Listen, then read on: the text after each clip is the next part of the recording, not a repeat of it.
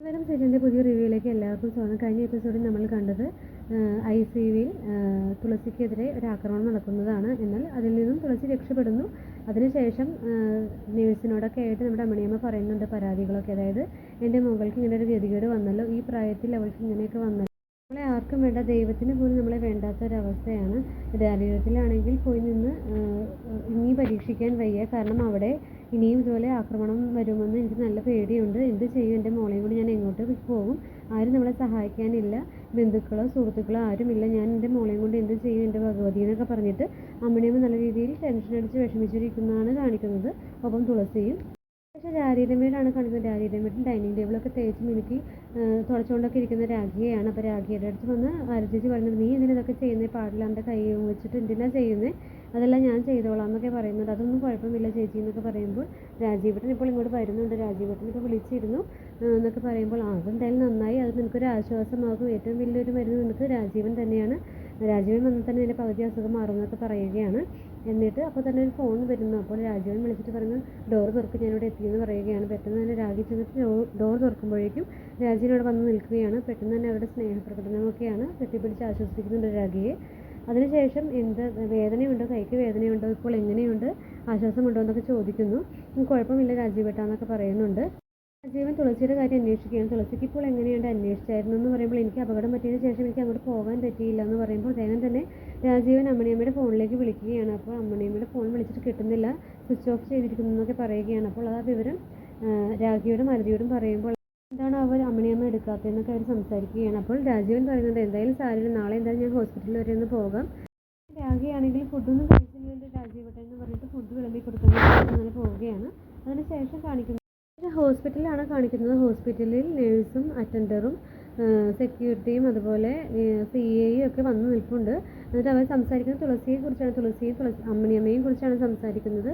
അതായത് ICUവിലുള്ള പേഷ്യൻറ്റിനെ മിസ്സാവുക എന്ന് പറഞ്ഞു കഴിഞ്ഞാൽ അത് എങ്ങനെ ശരിയാകും എന്നൊക്കെ പറഞ്ഞ് സംസാരിക്കുന്നുണ്ട്. അതായത് ഒപ്പം അമ്മിണിയമ്മയും തുളസിയും രണ്ടുപേരും മിസ്സായിരിക്കുകയാണ്. അപ്പോൾ താനിവിടെ സെക്യൂരിറ്റി ആയിട്ട് നിന്നിട്ട് താൻ ഇതുവരെ കണ്ടില്ലേ എന്നൊക്കെ പറഞ്ഞിട്ട് പോലീസ് അയാളോട് ചൂടാവുന്നുണ്ട്. ഡോക്ടറിനോട് ചോദിക്കുന്നുണ്ട് ഇത് ഏത് ഹോസ്പിറ്റലിൽ നടക്കുന്ന കാര്യമാണെന്നൊക്കെ പറഞ്ഞുകൊണ്ടിരിക്കുമ്പോഴേക്കും പെട്ടെന്ന് തന്നെ അങ്ങോട്ട് രാജീവനും വരികയാണ്. ഇതെന്താ പറയുന്നത്, ICUവിലുള്ള ഒരു പേഷ്യൻറ്റിനെ കാണാണ്ടാവുന്നത് ഇവിടുത്തെ ഹോസ്പിറ്റലിലുള്ള സെക്യൂരിറ്റിക്ക് ഇത്രയേ ഉള്ളൂ എന്നൊക്കെ ഇങ്ങനെ ചോദിക്കുന്നുണ്ട്.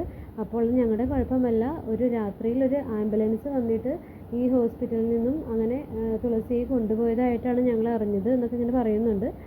അപ്പോൾ പോലീസിൻ്റെ അടുത്ത് ഇതൊന്നും ഞങ്ങളോട് നിങ്ങൾ പറഞ്ഞില്ലല്ലോ എന്ന് പറയുമ്പോൾ സാറ് ചോദിച്ചില്ലല്ലോ, രാജീവ് സാറ് ചോദിച്ചുകൊണ്ടാണ് പറഞ്ഞതെന്നൊക്കെ പറയുന്നു.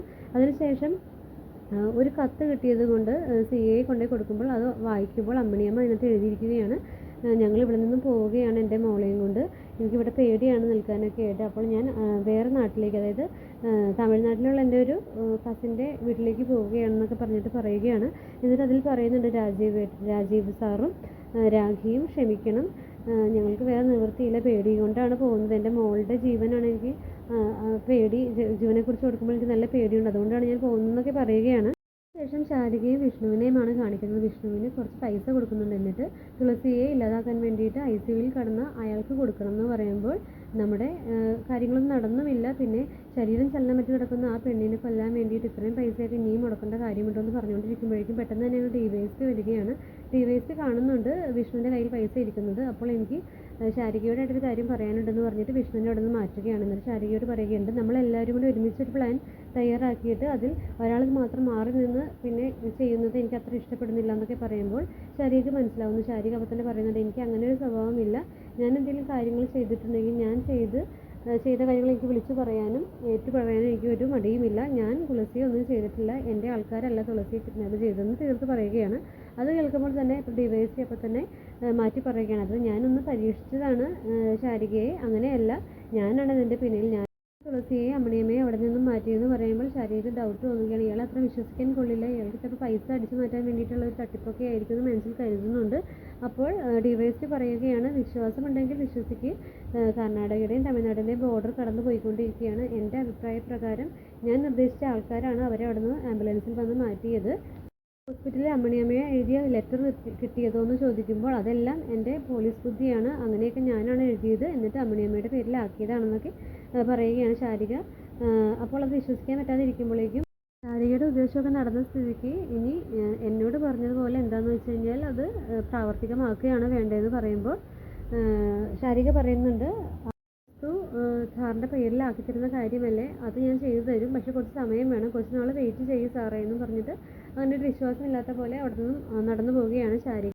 ശാരിയുടെ വീടാണ് കാണിക്കുന്നത്. അവിടെ ലളിതാമ്മയും വന്നിട്ടുണ്ട്. ലളിതാമ്മ പറയുകയാണ്, നീ ഇത്ര താല്പര്യം അമ്മിണിയമ്മയോട് തുളസിയോടും കാണിച്ചിട്ട് നീ ഒരു അമ്മയെ പോലെ കണ്ടിരുന്നതല്ലേ അമ്മിണിയമ്മയെ, അവർ പോയപ്പോൾ നിങ്ങളോട് ഒരു വാക്ക് പറഞ്ഞിട്ടാണോ പോയെന്നൊക്കെ സംസാരിക്കുകയാണ്. അതിനുശേഷം പറയുന്നുണ്ട്, ഇല്ലാതാക്കാൻ നിങ്ങൾ വിചാരിച്ചാൽ നടക്കില്ലേ, അതിന് വേണ്ട ആൾ ആരാണെന്ന് വെച്ചാൽ അവരെ ഏൽപ്പിച്ചിട്ട് ഒരു കൊട്ടേഷൻ കൊടുക്കുന്നതിനെ കുറിച്ച് അമ്മിണിയമ്മ പറയുകയാണ്. അപ്പോൾ ജയേട്ടൻ പറയുകയാണ്, ഗരുഡൻ എന്ന ഗുണ്ട പറഞ്ഞ് അറിഞ്ഞ കാര്യങ്ങളൊക്കെ, അതായത് ശാരികയുടെ പവറെല്ലാം പറഞ്ഞ് മനസ്സിലാക്കുകയാണ്. ഒപ്പം ശാരിക ഇടയ്ക്കിടയ്ക്ക് രാജീവിനെ വിളിക്കുന്നുണ്ട്. രാജീവൻ ആ കോൾ എടുക്കാതെ കട്ട് ചെയ്യുന്നു.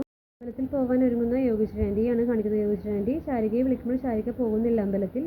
നിൽക്കുന്ന യോഗേശ്വരൻ്റെ അടുത്തേക്ക് ജഗന്നാഥൻ വന്നിട്ട് പറയുന്നുണ്ട്, എൻ്റെ കാനഡയിലെ ബിസിനസ് എല്ലാം പകുതി നഷ്ടത്തിൽ ഓടിക്കൊണ്ടിരിക്കുകയാണ്, ആകെ പ്രയാസമാണ് ഇപ്പോൾ എന്നൊക്കെ പറയുമ്പോൾ അതിനെല്ലാം ഉള്ള വഴിയാണ് ശാരിക, നീ അവളെ എത്രയും പെട്ടെന്ന് വളച്ചെടുക്കാൻ നോക്കുന്നൊക്കെ പറയുകയാണ്. അതിനുശേഷം കാണിക്കുന്നത് വീട്ടിൽ രാജീവിനെ അറസ്റ്റ് ചെയ്യാൻ എത്തുന്ന DYSP ആണ്. രാജീവൻ രാരിയുടെ വീട്ടിൽ പുതിയ സെക്യൂരിറ്റി ആയിട്ട് നിയമനം സ്വീകരിച്ച് വന്നിരിക്കുന്നതാണ്. ഞാനിവിടെ പുതിയ ജോലിയിൽ കയറി, എൻ്റെ പഴയ ജോലി ഞാൻ രാജിവെച്ച കാര്യം സാറിന് അറിയാലോ, ഞാൻ ഇവിടുത്തെ പുതിയ സെക്യൂരിറ്റി ആണെന്നും പറഞ്ഞിട്ട് അങ്ങനെ DYSPയുടെ മുമ്പിൽ നിൽക്കുന്ന രാജുവിനെ കാണിച്ചിട്ടാണ് എപ്പിസോഡ് അവസാനിക്കുന്നത്.